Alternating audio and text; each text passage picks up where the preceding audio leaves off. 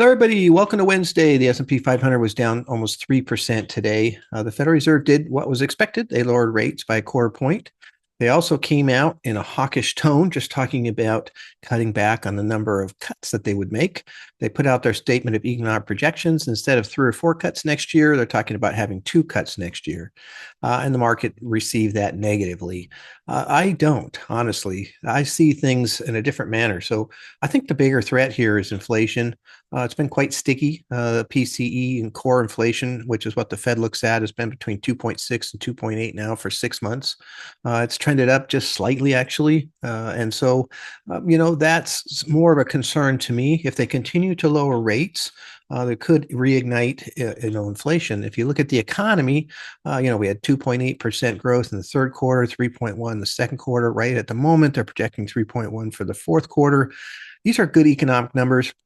The consumer is very hot. The overall employment market is very acceptable for what we look for a decent markets as far as that goes. And in 2095 to 2000, we had rates around 5 to 6%, and we had the best 5 years in the history of the stock market. So this is, I think, the right move to basically come out and say, hey, we don't know what's going to happen, next year. Have some issues with how hot the economy is right now, and inflation being a little bit sticky. The stock market's way up, hitting 57 all-time highs this year. That makes financial conditions, easier. And so basically that means people feel they can spend more money, and the consumer's been doing really well with that. So I think it's good to be cautious on the side of keeping inflation low. The danger is if you keep rates up that you'll have, a recession.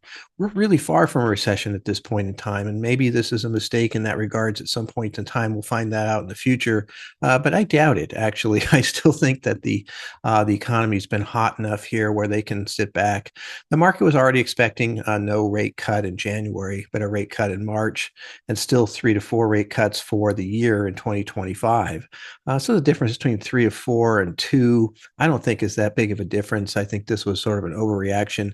I wouldn't be surprised to see the market bounce back here fairly quickly, only because, again, what the Fed said was things are good.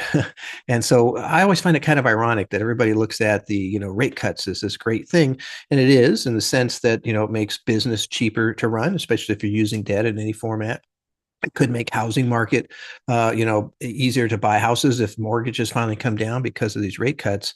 But what they're also saying when they're cutting rates is things are slowing down. We're worried about a slowdown in the future. What they're saying right now today, in my opinion, is, hey, we're worried about things getting too hot in the future. Again, we don't want to see inflation reignite like it did in the 70s. And so I do think, they've done a full 1% rate cut from the high point that they had this year, and that's not a bad move altogether. So I think things are going to be okay. You watch the market kind of bounce back here. Wouldn't be surprised. It's just one regime worrying about, a possible recession. They keep rates up too long. Another regime like me looking at it and say, hey, if you lower rates too fast, you might ignite inflation. We also have the possibility of some inflationary policies.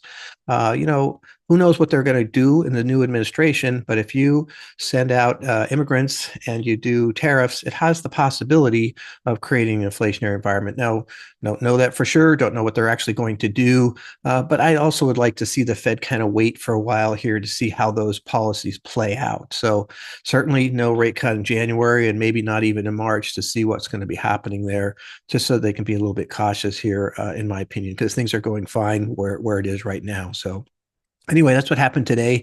Again, sometimes you got to come down to stimulate buying to get to that next level. We've been kind of churning around at the same level for a while, so maybe this will be what it happens to kind of get things going again. So let's watch this week, and tomorrow we'll discuss it then too. So look forward to talking to you then. Thank you.